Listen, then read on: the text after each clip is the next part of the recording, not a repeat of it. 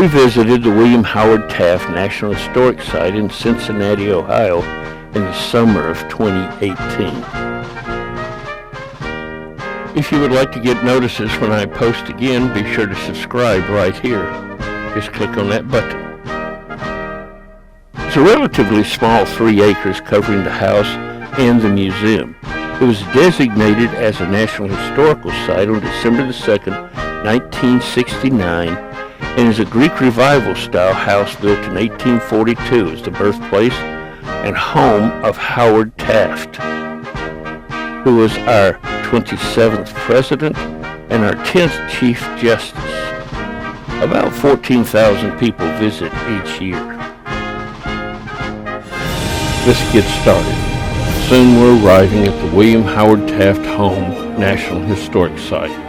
This is the home where William Howard Taft grew up for most of his life, the first 25 years anyway, as a child, and then lived here.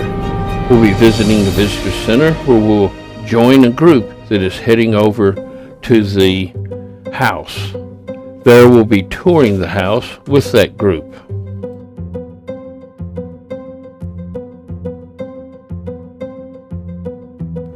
The group gathers in a room until the guide gets up with us. And we look around. Here's Taft at 2 and 10 years old. This house is 3 stories. And we'll start at the children's bedroom, where he lived for the first about 6 years of his life. This bed was used by the nanny. Next we come to his father Alfonso's office, where they studied when they came home from school and also learned about politics and read newspapers from all over the world. Across the hall is the parlor. This is where many guests come to discuss politics with their father, and they were able to learn much about the politics and what was going on in the world and become very educated in many different levels. Almost all of the furniture was sold off at one time, so these are replicas of what would have been here or period pieces. The carpet and wallpaper, though, are original patterns. His father Alfonso was big into politics, and his mother Louisa was an activist. And our guide tells us all about their family life. Upstairs is a historical display. Here's Alfonso Taft's law desk. And here's a picture as a salutatorian of Taft. Here's some of the things from his presidential campaign. He was a community leader who did many things in Dayton, became Secretary of War, was the provisional governor of Cuba.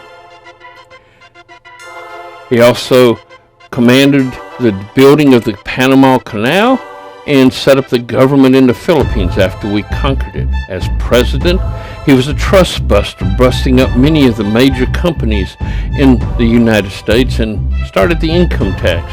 They built a special tub because he was so large. He was the last one to graze animals on the White House grounds. He was the first president with a motor car and the first one to throw out the opening. Here's a picture of his family. His wife Helen Herron, his oldest son Robert, Helen his daughter, and Charles his youngest son. Helen was very into politics and wanted him to be president, but she got sick shortly after they got there. He really wanted to be a justice and eventually made Chief Justice of the Supreme Court. He helped to design the Supreme Court building that we currently have.